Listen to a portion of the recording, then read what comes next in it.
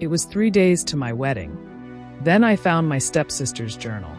I am Charlotte Hale. A story narrated by me while sitting in my London flat, rain hammering the windows, my voice raw with the weight of betrayal. This is my confession, my unraveling, stretched out over 4 parts, each dripping with secrets and suspense. The perfect illusion. Hi, everyone. I am Charlotte Hale. I'm called Lottie by those who've known me through the years. If you're watching this, maybe you felt that sinking dread, that moment when the life you thought you had starts to crack like thin ice. This is my story, the one that keeps me awake, staring at the ceiling while London's rain tries to wash it all away. It's about love, trust, and a secret so vile that tore my world apart 3 days before my wedding. Grab a cuppa, settle in, because this isn't just a story. It's a wound, still fresh, still bleeding. Let's go back to where it began. It was late autumn, 2025, in London. The city was draped in that heavy fog that clings to the Thames, turning streetlights into hazy halos. The air smelled of wet leaves and diesel, and every breath carried that crisp chill that makes you pull your coat tighter. I was 28, head over heels for Daniel Whitmore, my fiancé of 4 years. We'd met in a crowded cafe in Covent Garden, me spilling tea on my notes, him swooping in with that boyish grin and a napkin. He was tall, with dark curls that fell just so, a finance job in the city, and eyes that made me feel like I was the only person in the room. Our wedding was set for Saturday, a historic church in Chelsea, white roses cascading from every arch, and a reception at the Star and Garter in Notting Hill, where we'd dance under fairy lights until dawn. Mum was in her element, fussing over guest lists, insisting on extra baby's breath for the bouquets. "This is your fairy tale, Lottie," she'd say, her smile brighter than the sun we hadn't seen in weeks. But there was a shadow in my fairy tale, my stepsister, Miriam Bennett. She'd been part of my life since I was 12, when Dad remarried her mum after my own passed away. Miriam was 2 years older, all fire and charm. The one who dragged me to underground gigs in Camden or convinced me to bunk off uni for a day trip to Brighton.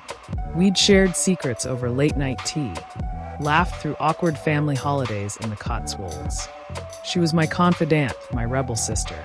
But for the past month, something had shifted. Miriam was off. She'd dodge my calls about bridesmaid fittings, bury her face in her phone during family dinners, and flash these secretive smiles that didn't reach her eyes. When I'd mention Daniel, her laugh would come too quick, her gaze darting away. "Oh, he's a keeper," she'd say, but it sounded hollow, like she was reciting lines. I tried to brush it off. Wedding stress, maybe? I was drowning in it myself. Seating charts, caterer calls, the seamstress fussing over my satin A-line gown. But the doubt lingered, a splinter under my skin. That afternoon, Wednesday, 3 days before the wedding, I was in our family home in Kensington, a cozy terrace house with creaky floors and Dad's old books still lining the shelves. Mum had popped out to the florist, muttering about needing more greenery. Miriam had been there earlier, chatting absent-mindedly about her marketing job before grabbing her coat and dashing out with a vague, "Got a meeting, see you later." I was tidying the kitchen, stacking plates from lunch, when I brushed against Miriam's handbag on the chair. A sleek black leather thing she'd bought on a whim in Portobello Market. The zipper was half open, and it tipped over, spilling its guts onto the tiles. Lipstick rolled under the table, a crumpled receipt from the Ritz. Odd, she never mentioned staying there.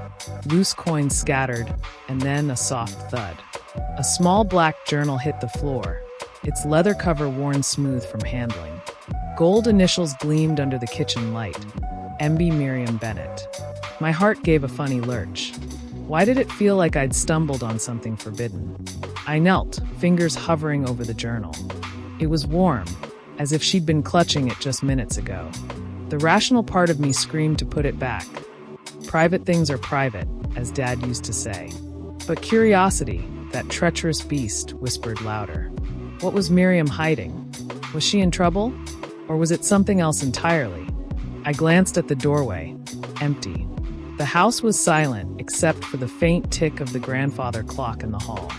My hands moved before my brain caught up.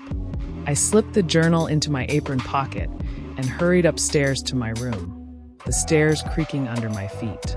I locked the door, the click echoing like a gunshot in my head. Rain started outside, a gentle patter that grew insistent, tapping the window like impatient fingers. I sat on the edge of my bed, the journal heavy in my lap. My engagement ring glinted in the lamplight, a reminder of Daniel, of promises. I told myself I'd just glance inside, make sure she was okay. The cover was soft under my fingers, the gold emby catching the light. I opened it, holding my breath. The first pages were harmless, doodles of hearts, notes about her marketing campaigns, a recipe for sticky toffee pudding she'd tried last week. She'd scribbled complaints about the Northern Line delays, a rant about a rude barista in Camden. I almost laughed, relief flooding me. Just Miriam being Miriam. I was about to close it when I turned a page, and the world tilted. Dinner with D, at La Bella Vita in Soho, too much wine, too much him. He whispered he'd sneak away from her soon. The thrill's addictive. D, my breath caught in my throat. Daniel? No, it couldn't be. There are 1,000 DS in London. But the date, July 14th, matched a night he'd texted me about client meetings running late. My hands trembled as I flipped ahead, the paper crinkling too loudly in the quiet room. Met D, at the Black Dog in Shoreditch. Things got heated in the alley behind the pub. Love how dangerous this feels. My stomach twisted. The Black Dog was one of Daniel's favorite haunts. He'd taken me there on our third date, laughing over IPAs. I read on, the words blurring as panic crept in. D, booked the suite at the Langham. Brought M, along this time. Double the fun. M, couldn't stop laughing afterward. M, Michael Whitmore, Daniel's elder brother. The charming one with a string of exes and a job at the same firm in Canary Wharf. Both of them? With Miriam? My mind reeled, trying to piece it together. Was this a fantasy? A cruel joke? The rain outside turned to a downpour, hammering the window like it was trying to break in. Then, the worst entry yet. Wore her ring tonight. D, said it made it kinkier. M, snapped photos, said we'd laugh about this one day. Her ring. My engagement ring, the antique diamond Daniel had given me under the London Eye, fireworks bursting overhead. How did she get it? When? Tears stung my eyes, hot and sudden. Was this a game to them? A betrayal orchestrated for laughs? I slammed the journal shut, my chest tight. That's when I heard it. Footsteps on the stairs, slow and deliberate. The floorboards creaked outside my door. The handle rattled softly, as if someone was testing it. My heart slammed against my ribs. Was it Miriam, back for her journal? Or someone else? I shoved the journal under my pillow, holding my breath, waiting for the knock that never came. The footsteps retreated, leaving only the rain and my racing pulse. What had I just found? Who was outside my door? And how much deeper did this secret go? Chapter 2, Whispers in the Shadows. I didn't sleep that night. How could I? The journal was a live grenade under my pillow, its secrets ticking like a bomb. The rain pounded the windows of our Kensington house, relentless, like it was trying to drown out the truth I'd uncovered. I lay there, staring at the ceiling, Daniel's text glowing on my phone. Missing you, love. Can't wait for our forever. It made my skin crawl. Forever? With a man who might be sneaking off with my stepsister? And his brother? Around 2 a.m., I couldn't stand it anymore. I pulled the journal out, my flashlight beam shaking as it hit the leather cover. The gold emby seemed to mock me, glinting in the dark. I opened it again, telling myself I needed proof, something to confirm this wasn't a misunderstanding. The pages crinkled as I turned them, each word a fresh cut. The entries grew bolder, more explicit. Dates and places piled up like evidence in a crime scene. A hotel in Mayfair, the Langham, where D booked the suite for us three. The date matched Daniel's business trip to Manchester with Michael, the one where he'd come back with a vague story about finalizing deals and a bottle of wine as an apology for being gone. Another entry described a night at the Black Dog in Shoreditch. D pulled me into the alley. M kept watch, then joined in. Best night yet. My stomach churned. I remembered that night, Daniel had texted me at midnight, saying he was stuck at the office. I'd believed him, curled up with a rom-com, oblivious. The worst was the ring. Wore her ring tonight, Miriam wrote. D. Said it made it kinkier. M. Took photos, said we'd laugh about this later. I touched my engagement ring, the diamond cold against my finger. Had Daniel slipped it off my hand while I slept? Given it to her? Or had Miriam taken it, a trophy in their twisted game? The thought made me want to scream, but the house was too quiet, the rain too loud. Then my phone buzzed, slicing through the silence. An unknown number. She's not who you think. Check the journal closer. Cancel before it's too late. My hands shook as I typed back. Who is this? What do you know? No reply. Just the rain, mocking me with its endless rhythm. I stared at the message, my mind spiraling. Was this a friend? An enemy? Someone else in on their secret? Morning came, gray and heavy. I dragged myself downstairs, plastering on a smile for Mom. She was in the kitchen, humming as she sorted through wedding RSVPs. Lottie, Ove, you look knackered, she said, pushing a cup of tea toward me. Wedding jitters? I nodded, the lie bitter on my tongue. Miriam showed up late, her hair damp from the rain, eyes shadowed like she hadn't slept either. She clutched her coffee mug, her gaze flicking to me, lingering too long. You all right, Lottie? She asked, her voice syrupy sweet. You seem off. Fine, I said, forcing a laugh. Just stressed. But inside, I was screaming. Do you know I have it? Are you playing me? Her handbag was slung over her shoulder, zipper tightly closed now. Had she noticed the journal was gone? Her smile didn't falter, but her fingers tightened around the mug. I spent the day in a fog, nodding through a final dress fitting in Chelsea, the seamstress cooing over the satin train. The mirror showed a bride-to-be, but I felt like a ghost, haunted by words I couldn't unsee. Every time my phone pinged, I flinched, expecting another cryptic text. None came. Instead, Daniel called, his voice warm. Can't wait to see you tonight, love. Dinner at Miriam's is gonna be great. Great. The word twisted like a knife.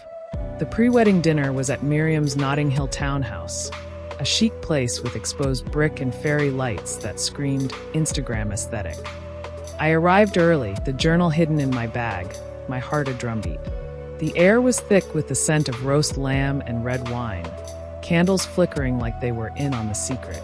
Daniel greeted me with a kiss, his lips too soft, too practiced.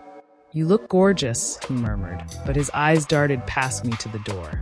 Miriam played hostess flawlessly, flitting about with platters, her laugh too bright, too sharp. Michael sauntered in last, clapping Daniel on the back with a grin that made my skin crawl. Ready for the noose, mate? He teased, winking at me. I forced a smile, my knuckles white around my wine glass. Dinner was torture. I watched them, every glance a clue, every touch a betrayal. Miriam's fingers brushed Daniel's as she passed the bread, lingering a second too long. Michael's foot nudged hers under the table. I saw it when I dropped my napkin. Their laughter filled the room, but it felt like a performance, a play I hadn't been invited to.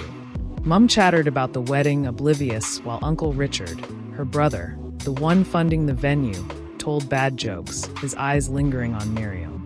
Michael raised his glass, his voice sly. To secrets, may they stay buried. Everyone laughed, clinking glasses. Everyone but me. My phone buzzed in my pocket, and I excused myself to the loo, my hands shaking as I checked it. Unknown. Ask about Manchester. Watch their faces. Back at the table, I took a breath and played my card. Daniel, I said, casual as I could manage. That Manchester trip you and Michael took. What hotel was it again? I'm thinking of booking it for our honeymoon. The room stilled. Daniel's fork froze midair. Miriam's smile cracked, her wine glass trembling. Michael coughed into his napkin, his eyes darting to Daniel. Why bring that up now? Daniel asked, his voice too smooth, too controlled. Just curious, I said, my heart pounding so loud I was sure they could hear it. Miriam stood abruptly, muttering about checking the dessert. Daniel followed to help with the pudding. Michael leaned toward me, his breath sour with wine. "Careful, Lottie," he whispered. "Some secrets bite." I heard whispers from the kitchen, heated, urgent, words I couldn't catch. Were they onto me? Did they know I had the journal? The rest of the dinner blurred, my mind racing. As we left, Miriam hugged me, her perfume cloying.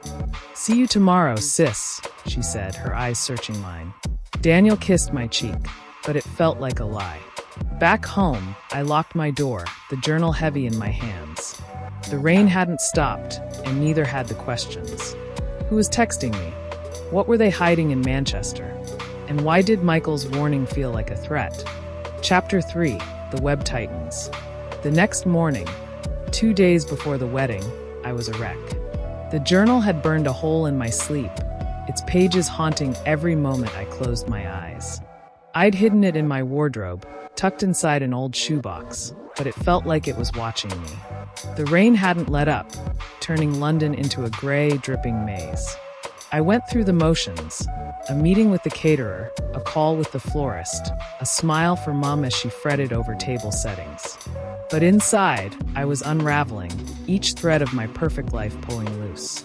Miriam texted me. "Fancy a coffee before the chaos?" I stared at the message, my thumb hovering over the reply. Was this a trap? Did she know I had her journal? I agreed, meeting her at a cramped cafe in Camden, the kind with mismatched chairs and the smell of burnt espresso. She was already there, scrolling her phone, her nails tapping the table.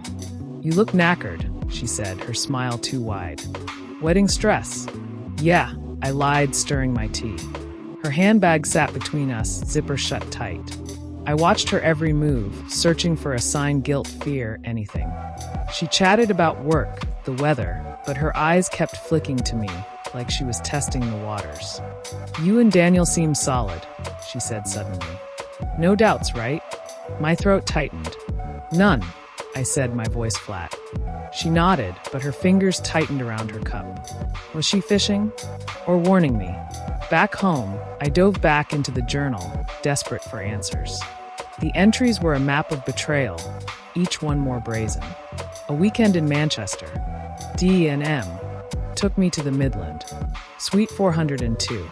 Best night of my life. That was the business trip Daniel had sworn was all work. Another entry mentioned a family barbecue at Mum's last summer. Slipped away to the shed with D, while she was serving cake.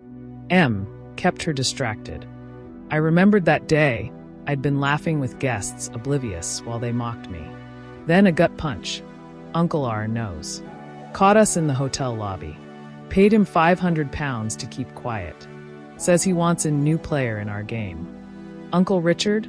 Mum's brother, the jovial uncle who'd offered to cover the wedding venue as a gift? The man who'd been at every family event, toasting my engagement? My hands shook as I read on. R met us at the Ritz last week. Brought cash, stayed late. The Ritz. That crumpled receipt from Miriam's bag. Was Richard part of this? Funding their trysts? Or worse? My mind spun, conjuring images I couldn't unsee. My phone buzzed again, the unknown number. Crown and Anchor, Westminster. 7 p.m. tonight. Come alone. Don't tell them. I paced my room, rain lashing the windows. Who is this? A friend trying to save me? Or another player in their game? I had to know. I grabbed my coat, the journal still hidden, and headed to Westminster. The pub was a haze of dim lights, the air thick with ale and cigarette smoke from the patio. A man in a navy trench coat sat by the window, nursing a pint. "Edward," he said, voice low. "Michael's colleague from the firm. I saw them in Manchester." He slid an envelope across the table. My fingers fumbled as I opened it. Photos spilled out. Miriam laughing in a hotel lobby, Daniel's arm around her waist, Michael raising a glass. And there, clear as day, Miriam twirling my engagement ring on her finger. "It was a bet," Edward said, his eyes darting to the door. "Started as a drunken dare between the brothers. See how long they could fool you before the wedding." Miriam joined for the thrill. And Richard? He's been bankrolling their trips and dipping in himself. I clutched the photos, rain smearing the ink as I left. A figure ducked into an alley across the street. Tall, male, too quick to identify. Was it Daniel? Michael? Richard? My heart raced as I hailed a cab, paranoia choking me. That night, I confronted Daniel in our flat. The journal stayed hidden. I wasn't ready to show my hand. What happened in Manchester? I asked, my voice steady despite the storm inside. He laughed, too loud. Just work, love. Why the third degree? But his eyes flickered, betraying him. It was nothing, he said finally, his voice softer. Just fun. Don't ruin this, Lottie. Fun. The word was a slap. I wanted to scream, to throw the photos in his face, but I held back. Miriam pounded on the door hours later, her voice sharp through the wood. You took it, didn't you? Give it back. I didn't open the door. Michael called at 3 a.m., his voice slurred. You're digging too deep, Lottie. There's more, something that'll break you. Want the truth? What could be worse than this? With the wedding tomorrow, did I dare find out? Chapter 4, The Shattering Reveal. Wedding eve was a blur of final touches. Cake tastings, bouquet fittings, Mum's endless chatter about tablecloths. I moved like a ghost, smiling for photos, hugging Daniel, nodding at Miriam's forced cheer. The journal was my secret weapon now, hidden in a velvet pouch inside my bouquet's compartment. A bridal hack turned arsenal. Every glance from Daniel felt like a lie, every smile from Miriam a dagger. Michael avoided me, his usual smirk gone. Uncle Richard was there too, laughing too loudly, his eyes lingering on Mum. I barely slept, the rain a constant roar. My phone stayed silent, no more texts from the unknown number. Edward had vanished after the pub, his number disconnected. Was he real? Or part of their game? The photos were tucked in my dresser, proof I couldn't ignore. But Michael's words haunted me. Something that'll break you. What more could there be? The wedding morning dawned gray, storm clouds heavy over Chelsea. Guests arrived, huddled under umbrellas, their chatter filling the church like static. My dress felt heavy, the satin clinging to my skin. Mum adjusted my veil, tears in her eyes. You're a vision, Lottie. I wanted to tell her everything, but the words stuck. Miriam, in her bridesmaid dress, hovered nearby, her smile brittle. Ready, sis? She asked, her voice too sweet. I nodded, my hand tight on the bouquet. Daniel stood at the altar, handsome in his suit, his smile radiant. Michael was in the front pew, fidgeting. Richard sat beside Mum, his hand on her arm. The organ played, soft and solemn, as I started down the aisle. Every step felt like walking toward a guillotine. Guests whispered, phones out, capturing the moment. My heart pounded, the journal's weight grounding me. Halfway down, I stopped. The organ faltered, notes hanging in the air. Faces turned, confused. I took a breath, my voice echoing in the stone walls. Before I say I do, I said, I want to share a story. About love, betrayal, and family. I pulled the journal from my bouquet, its black cover stark against my white dress. Gasps rippled through the crowd. Daniel's smile vanished. Miriam froze. I opened it, reading the worst entries, the hotels, the ring, the bet. D and M thought it was a game, I said, my voice steady. Miriam played along. And Uncle Richard? He paid to keep it quiet.